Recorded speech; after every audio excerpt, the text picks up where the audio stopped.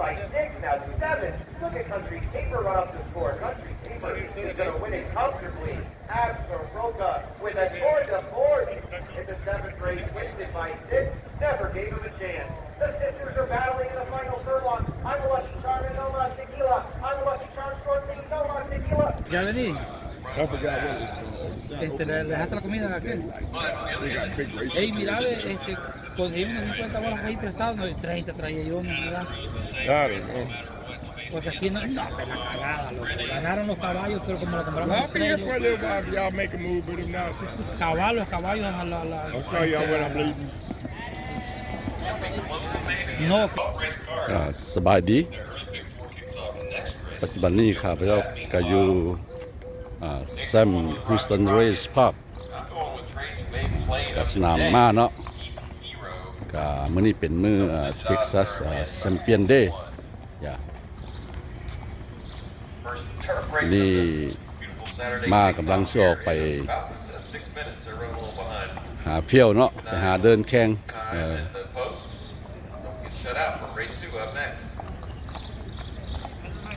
Yeah, I'm here at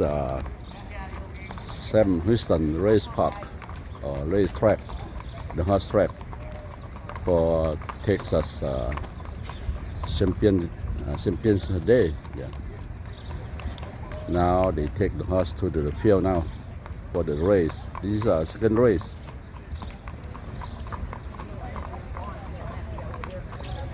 And they still have event going on tomorrow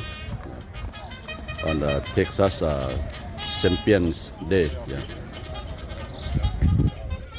Fairweather Flyer have speed towards the inside. Genie Hart advances now to mid-pack. Yeah, they come. Is trying to work over from that high outside draw. They go past the winning post for the first time. Tiger Man with a good spot there. บางคนกำลังอยู่เทิงพุ่นเนาะเพราะว่าอยู่ลมกระแดด I have too much air in the back. แต่ว่าทานก็ได้เสียเงิน As เนาะ they take closer order down the back. เมื่อคืนนี้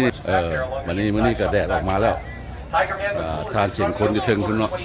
27 seconds. Canyon Street is each outside in second. Slider's Revenge is advanced marking in third. 3 wide on the outside. 2 legs back to Genie Hart. Hart written on the inside to stay within range. Half mile to go. Just to his outside is Heat's Hero, who's 5th. He's Charming is 6th. Rocky Rocket is 7th. Seemingly with run needs a path. Leonardo Creed is 8th. I have too much air 9th. And Fairweather Flyer whips them in down the side of the track. Canyon Street is ratcheting up that pressure on Tiger Man with Pool. Spider's Revenge could not keep up. Heat's Hero is trying to gain ground from third. Yes, the most people they stay inside because today is sun.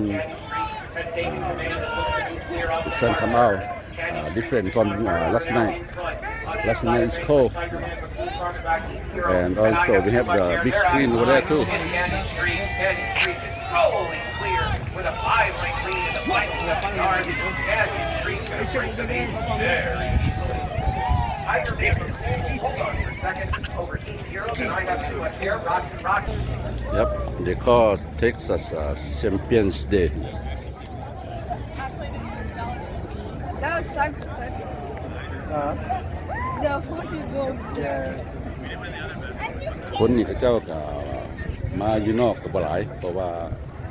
เจ้าสิอยู่ทางในผู้หลายเพราะว่าอากาศมันก็แดดออกมาแล้วก็ร้อนเนาะประมาณนี้ก็เจ้าเฮ็ดมื้อสวยก็มื้ออื่นก็ยังสิเป็นมื้อสวยอยู่เนาะของTexas Champion Day เนาะก็มื้อแขกมาเขาเจ้าเนาะเพราะว่าแต่ละปีเขาเจ้าก็เฮ็ด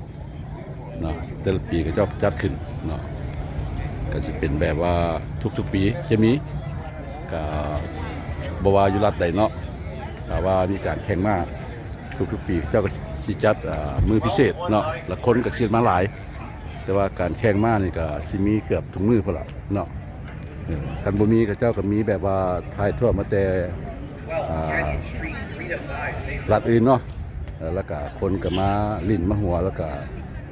มาแกมบลิงล่ะแล้วก็มาลงมาเนาะส่วนหลายก็ลงกับทีวีล่ะแล้วก็มีมาชินเนาะมีมาชินที่ว่าทานสามารถซื้อเองได้เนาะบ่จำเป็นที่ว่าสิไปซื้อนักคนขายเนาะประมาณนี้ทานจะเลือกเอาตัวใดก็แล้วแต่ทานเนาะก็ประมาณนี้เนาะก็เป็นสนามม้าที่ใหญ่เนาะในเมืองฮิวสตันรัฐเท็กซัสนี่แหละเนาะแ แต่ว่าข้าพเจ้าก็ไปหลายรัฐแล้วเนาะก็ไปเบิ่งก็คือว่ารัฐฮุสตันนี่เมืองฮุสตันนี่ก็ใหญ่เติบละเนาะอันก็แม่นทั้งหลังหรือว่าทั้งสนามม้าละล่าเนาะก็ยังมีเดินที่ว่าเป็นมีออกไปกว้างๆเนาะก็คือข้าพเจ้าได้เว้าล่ะก็มี3ชั้นห้องแก้วมีห้องแก้วแดเนาะมีห้องแก้วแล้วก็มี3ชั้นเขาเจ้าก็สิมีร้านอาหารเนาะมีบาร์เหล้าประมาณนี้จังหน่อยเขาก็สิเข้าไปทางในกันอีกเนาะเพราะว่าอากาศนี่ก็ร้อนแล้วเพราะว่าเขาเจ้าก็จะสิแข่งประมาณ12รอบเดี๋ยวนี้หาก็ได้2รอบเนาะเดี๋ยวไปดู today 12 racing and only second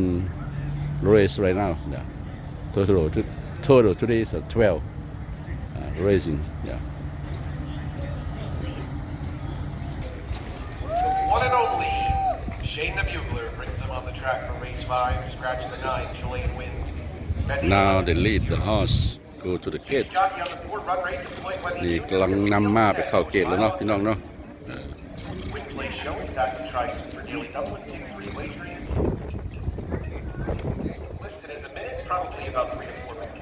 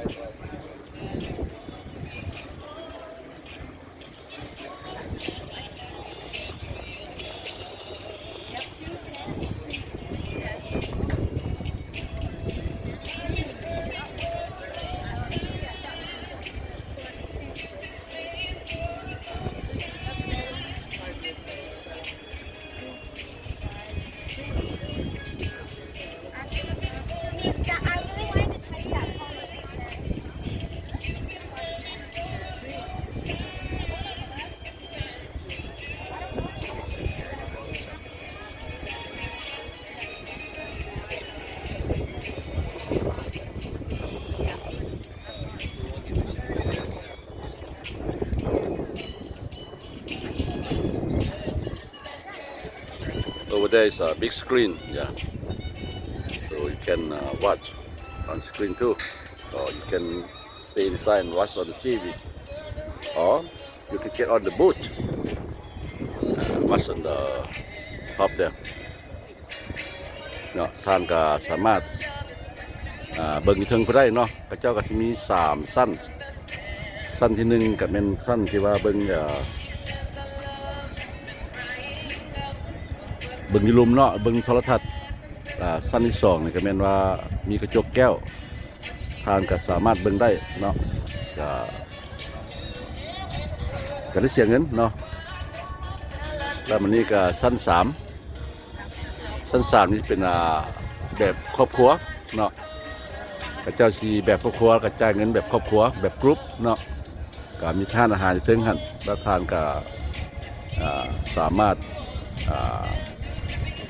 เบิ่งอยู่ถึงหั่นเนาะแต่ว่าเบิ่งไลฟ์หมายความว่าบ่ได้เบิ่งจากทีวีก็ชั้น1นี่มันว่าชั้นลุมมันเบิ่งจากทีวีเนาะชั้น2สิแม่นเบิ่งจากห้องแก้วกับมีทีวีกันเนาะแล้วเบิ่งไลฟ์สดแล้วห้อง3มันก็แม่นว่าบ่มีทีวีชั้น3เนาะชั้น1นี่ว่าเบิ่งในทีวีแล้วชั้น2นี่ก็เบิ่งสดเนาะชั้น3นี่ก็เบิ่งสดแต่ว่าชั้น3นี่ที่เบิ่งไลฟ์เลยแต่ว่าชั้น2นี่ก็สิมีทีวีนำเนาะประมาณนี้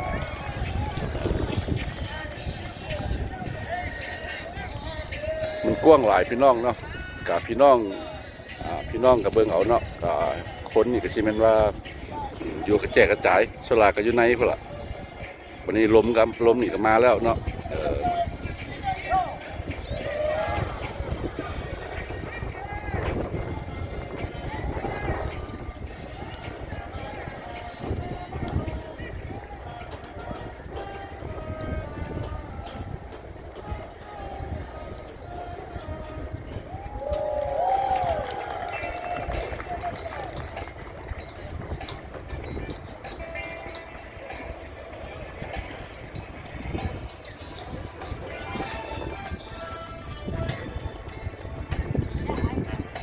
นี่ก็คนที่เบิ่งอยู่ไหนเนาะเขาจะเบิ่งโทรทัศน์อยู่ชั้นหนึง the first floor the people watch on the TV and simulcast as well yeah.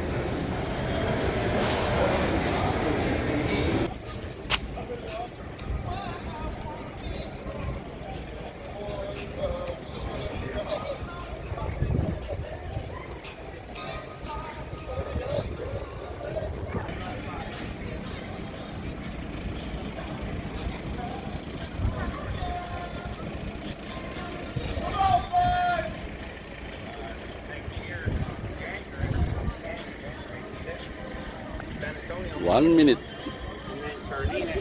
for the race. Okay. And Charlene asked me to say นี่ก็เลยนาทีเนาะมากเขาเกตอันนี้ก็แลนอยู่บริเวณเดินหญ้าเนาะเดินธรรมดาเดินดีไซน์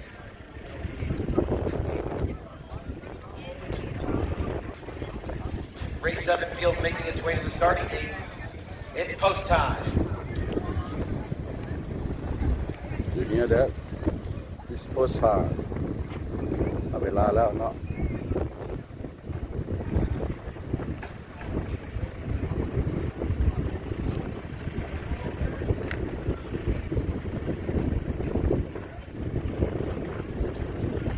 As they've reached the gate, it's post time for the Star of Texas. Field of 7 lining up to go a mile. Yeah, we still here at Texas Champion Day. Lindy Wade on board for Brett Calhoun. เป็นการแข่งม้าคือว่าเนาะการแข่งม้าแชมเปี้ยนชิพของ TTA Derby รัฐ winner. เท็กซัสเนาะที่เมืองซัน 2022 and 2023 Star of Texas winner. Gold Pilot moves in. Son of a Bling, 1 of 2 for J.R. Caldwell, bidding for a training double after taking the Spirit of Texas. Next one in will be Team Gormley. Colors of Jeff and Julie Purrier, who won the 2024 TTA Oaks with Miss Code West. Champagne Stupor loads in. Proven Advocate completes the septet. And now we're ready. All set.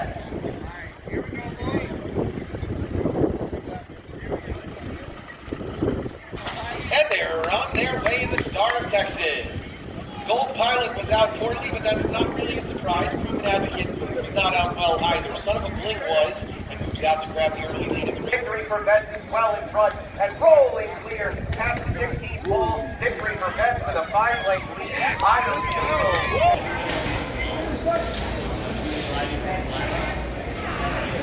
Yeah, this is the last race for the Texas Champion Day. Yeah. So this final for today, but they still have tomorrow though.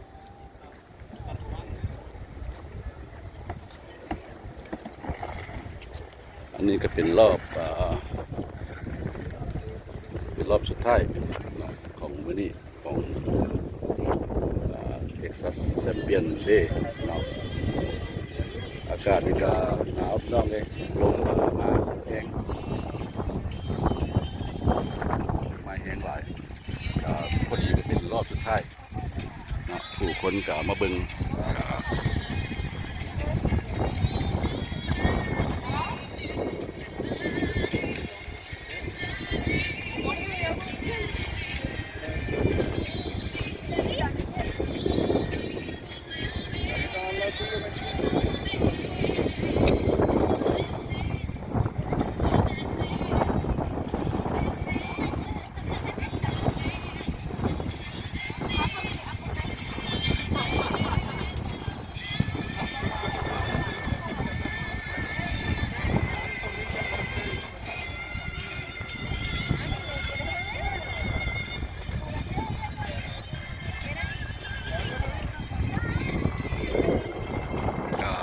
แบบเมื่อคืนนี้ลมกระแหงเนาะลมกระแหงแล้วก็คนก็บ่สู้ออกมาเนาะแต่ท่านเห็นบางคนนุ่งส่งขาสั้นอยู่เป็นหยังเพราะว่ามื้อสวยนี่ร้อนมันนี่ค่ำมานิดนึงแล้วมันก็แดดก็ออกมาเนาะ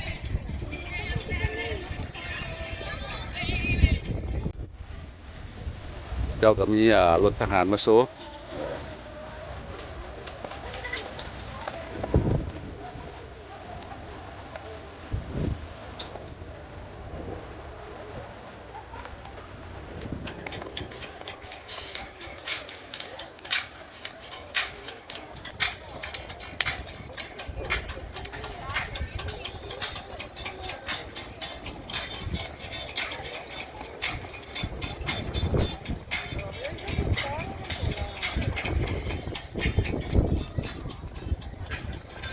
So windy.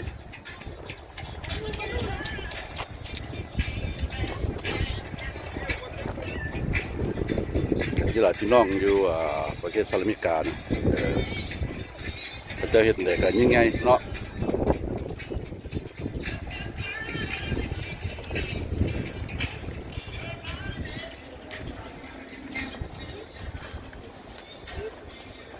The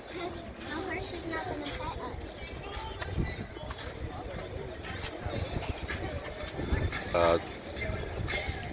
Tomorrow is have light racing for tomorrow as well. But they have another astronaut run. Yeah. เพื่อมีรายการดีๆมาอีกแล้วเนาะรายการที่ว่าเจ้าเสี่ยวคนที่ว่าแบบอวกาศเนาะมาแล่นอีกคืนคือท่านเห็นคลิปเที่ยวแล้วตอนกลางคืนเนาะนี่ก็อยู่ฮุสตันเท็กซัสพี่น้องเด้อเป็นรัฐที่ข้าพเจ้าอยู่นี่ล่ะก็คนคิดเรียกนานแล้วเนาะก็บ่จักเสร็จหยังก็มีแต่ไปรอลิ้นบ่ได้มีการลิ้นกันไปลิ้นเนาะ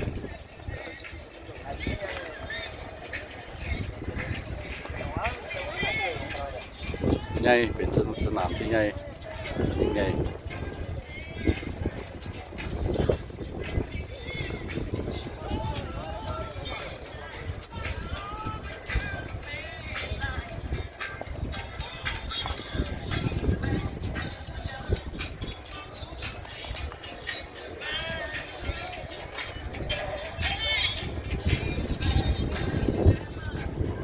เจ้าก็มีรถทหารมาโชว์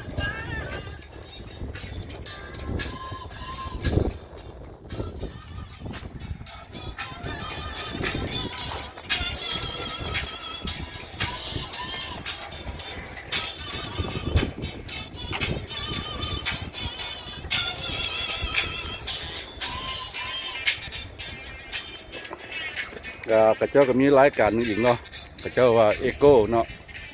ว่าเป็นงานที่ว่าของมาจากประเทศฝรั่งอยู่ในสนามม้านี่แหละกระเจ้าก็มีรายการแมลง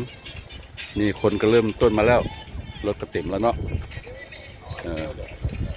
ว่ารายการของฝรั่งนี่กระเจ้าสิแสดงบัลเล่เนาะแล้วก็การเต้นแล้วก็กายกรรมแล้วก็ปัญญากลเนาะเขาเอิ้นเนาะเมจิกเนาะกำลาเขาเชื่อมเลย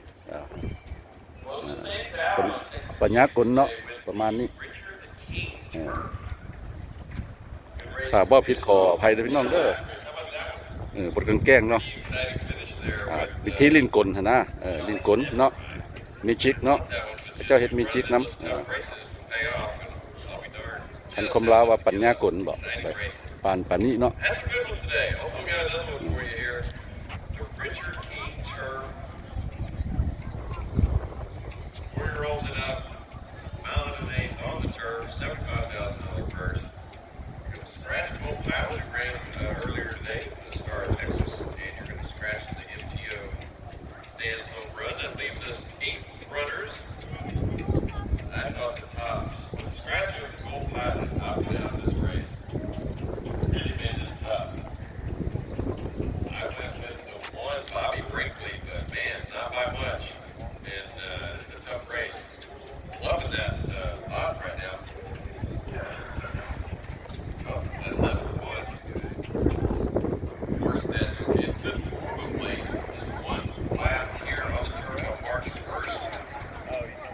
Yeah, you hear that the announcer they say the last race. Exact same fire figure last 3 starts.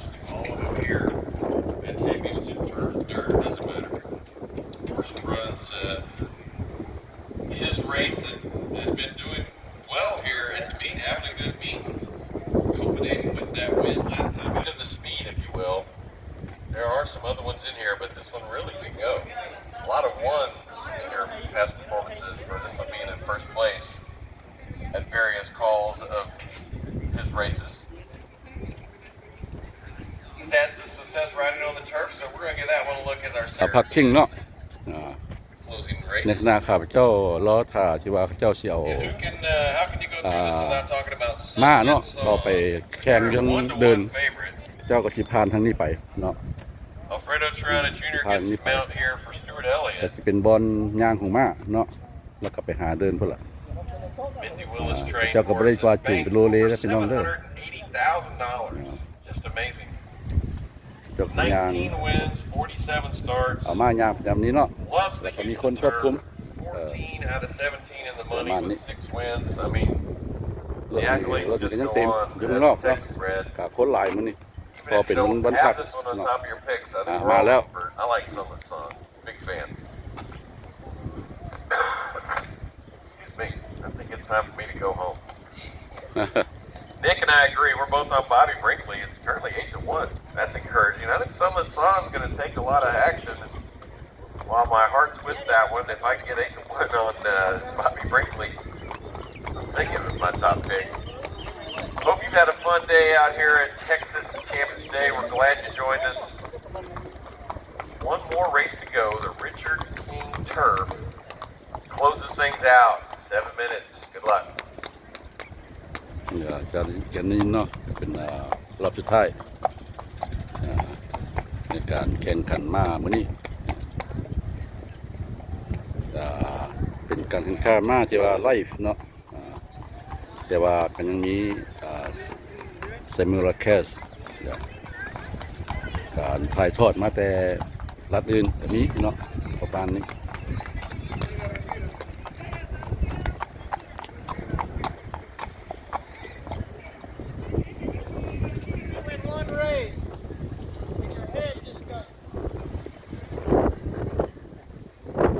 มีพวกเขาขึ้นมาสั้นถึงกันเนาะกับกว้างขวางอันนี้เป็นสั้นที่2 Isaiah Whiteman in the arm. These are screen floor and we got the boot Miro boot and you can watch the racing up here in the Miro room สังเทิงก็จะมีบนนั่งเนาะแล้วก็มีโทรทัศน์แล้วทานเนาะ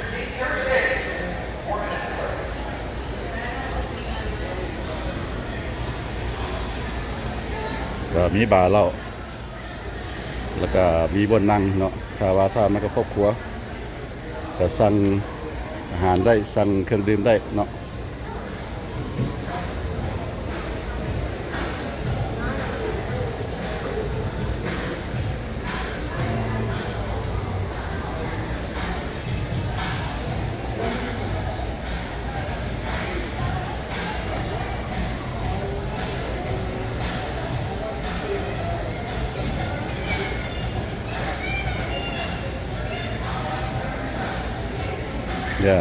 เป็นจังได๋พี่น้องเฮาเนาะก็เบิ่งตามสภาพ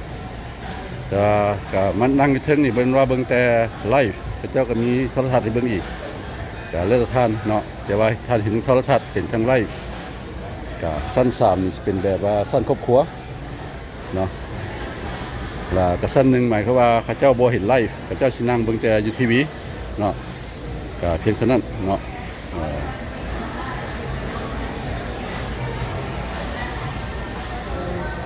ประมาณนี้เนาะ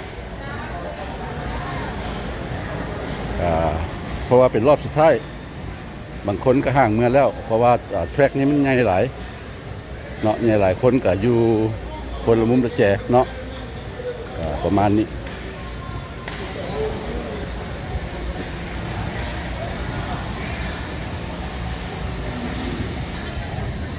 นี่ครับถ้าสิลงไปสั้นนึงกันเนาะwe go downstairs now every corner they have the bar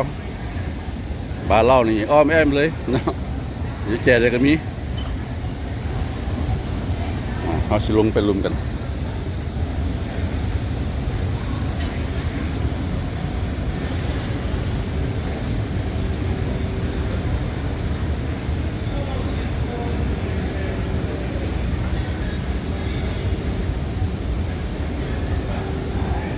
กว้างพี่น้องเลย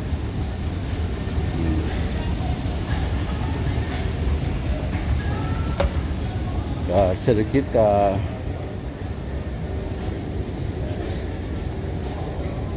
ระยะแต่2019มาเนาะแต่โควิดมานี่ผู้คนก็ตกลาตกงานแน่แล้วก็คนมาลิ้นนี่ก็บ่คือเก่าเนาะอันนี้สิเป็นคนเรื่องนึงที่ว่าคนเขาเจ้านั่งอยู่ไหนเนาะเขาเจ้าสิบ่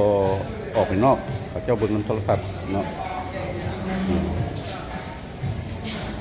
อันนี้ข้าพเจ้าก็มาทางหน้าอีกเนาะ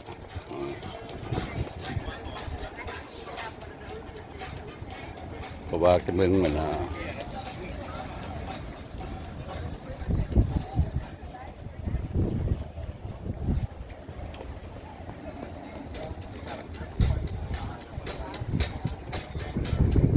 เขาก็ก็ลงมาจากสันเทิงเนาะก็เป็นห้องแก้วนี่ข้าพเจ้าก็ลงมาอยู่ลุ่มแล้วก็คือว่ามี3สั้นก็สั้นที่1ก็เป็นสั้นที่ว่าคนจะเบิ่งนำโทรทัศน์สั้น2ก็สิแม่นคงเป็นห้องแก้วเนาะก็สั้น3เป็นสั้นแบบที่ว่าเป็นครอบครัวเนาะแล้วก็เป็นสั้นที่ว่าเขาเจ้ามีโทรภาพหรือว่ามีการควบคุมโทรภาพเนาะหรือว่าโทรทัศน์ประมาณนี้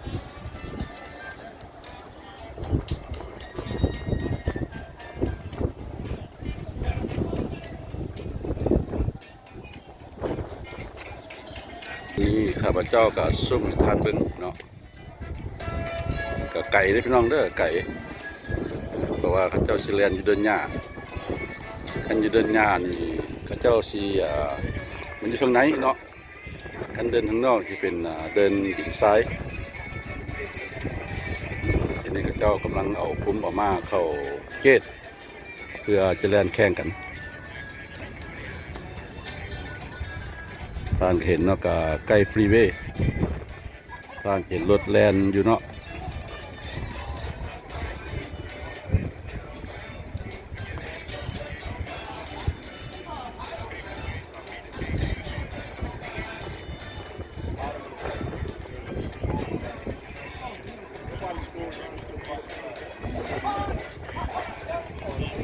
ท่านสามารถเป็นอยู่ The cadence post time loading up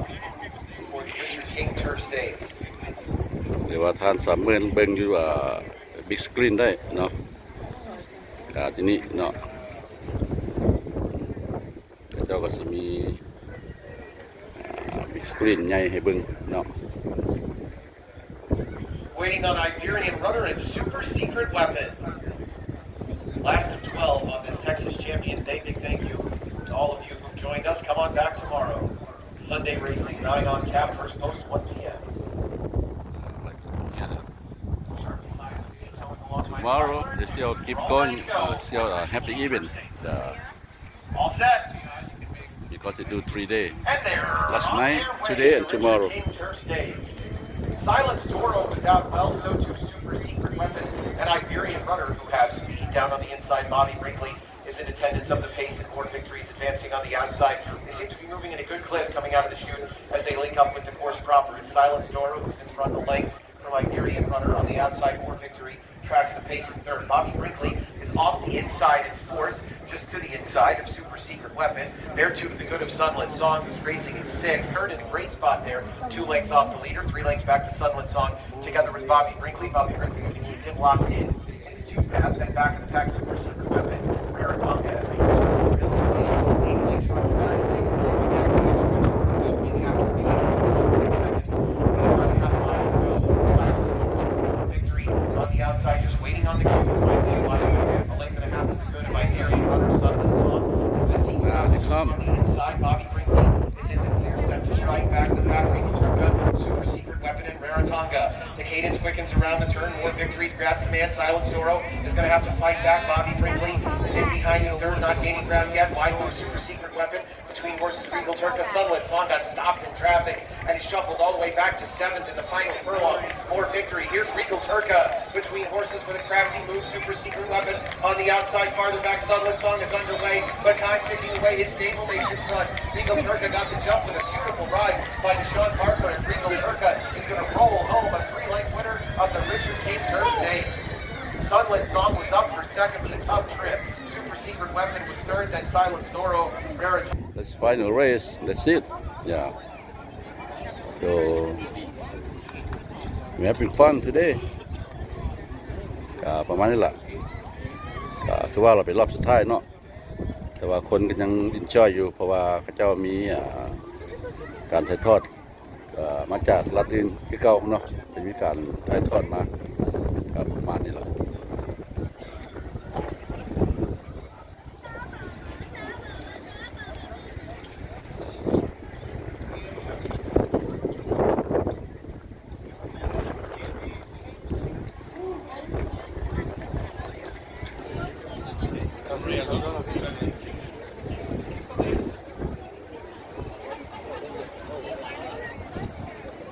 number 8เนาะ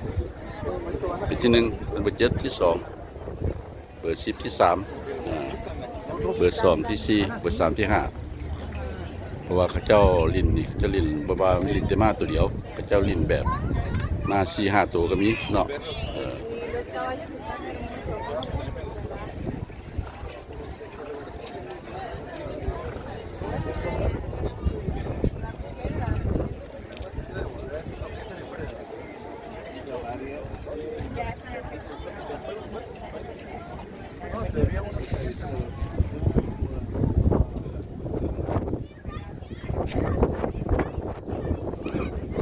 หลายพี่น้องเนาะเข้าไปในlet's go inside Rico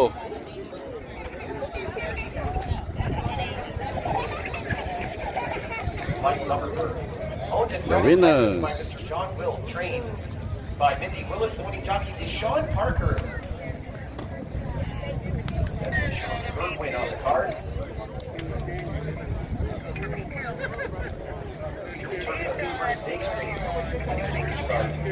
Number 12, also his first stakes start. Congratulations.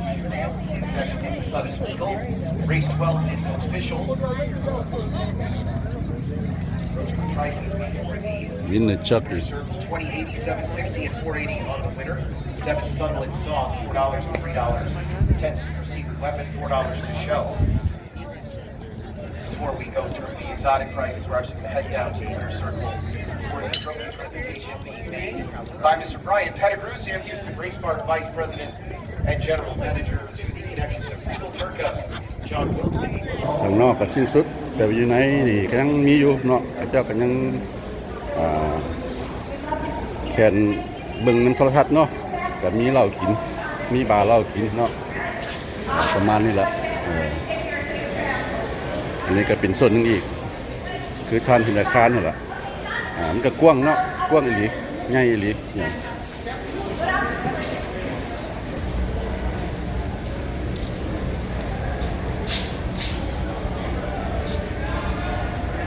อยู่ทางไหนกันพี่น้องเนาะคนก็ยังอยู่การแข่งมากสิ้นสุดแล้วก็คือว่าล่ะพระเจ้าก็ยังเบิ่งอยู่โทรทัศน์อยู่เนาะที่ว่าถ่ายทอดมาจากรัฐอื่นอันนึงก็เจ้าก็มีห้องแบบผู้ใดมักเงียบเนาะบทสนทนาก็มีอยู่ไหนเนาะประมาณนี้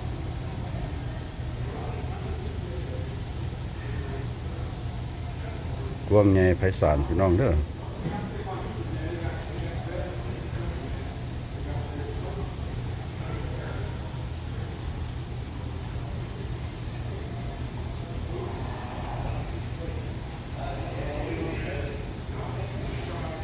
ประมาณนี้เนาะให้ท่านได้เห็นมุสยังก็พอดีแต่เป็นตกดินเนาะ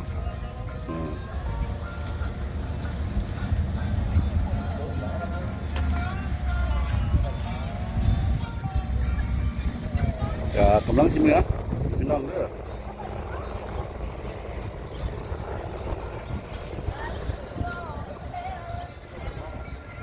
just about to go home. Yeah. I will see you next day. Sam Houston racetrack or race park. It's a new park here in the Houston, Texas.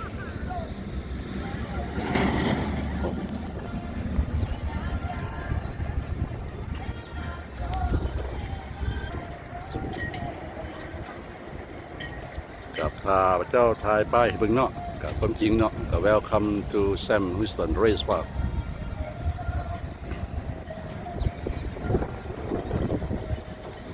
กับประมาณนี้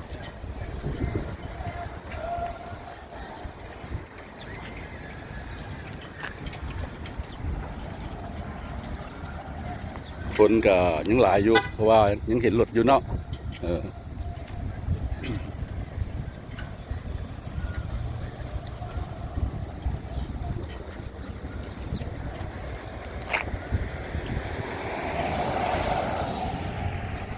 Yeah, people still here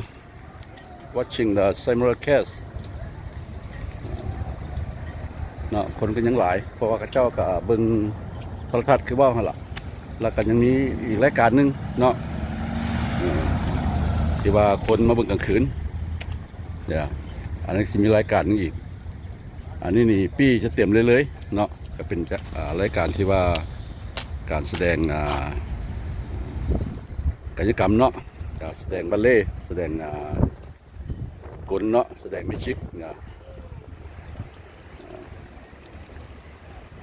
แบบปัญญาชนเนาะปัญญากลบอกพี่น้องเขาเป็นคนลาวเนาะกับอันนี้มันมาจากประเทศฝรั่งเนาะ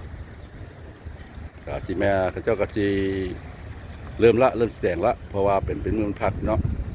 ประมาณนี้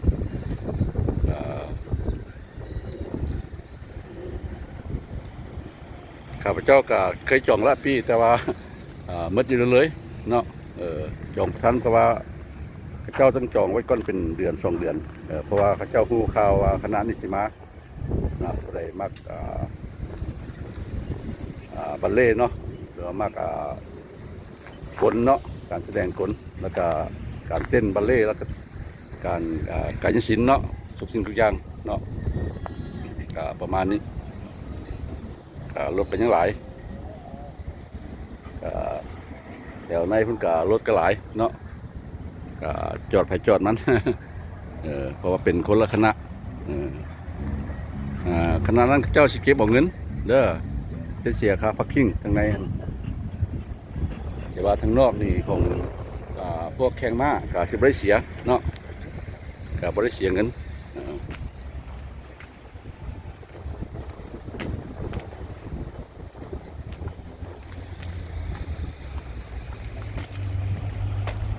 ประมาณนี้เนาะพี่น้องเด้อคนก็หลายเนาะตะเวนก็ตกดินแล้วเนาะ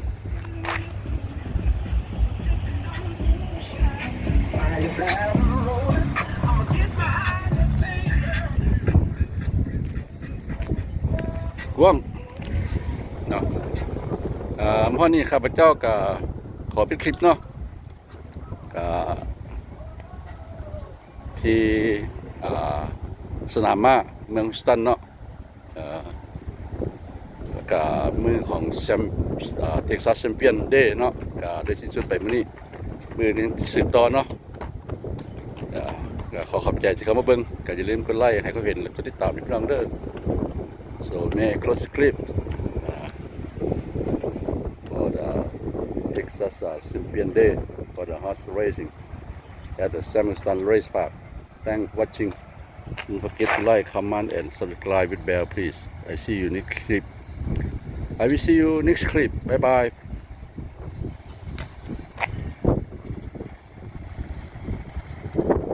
Good luck, people. So, ดีเลยพี่น้องเด้อ Bye.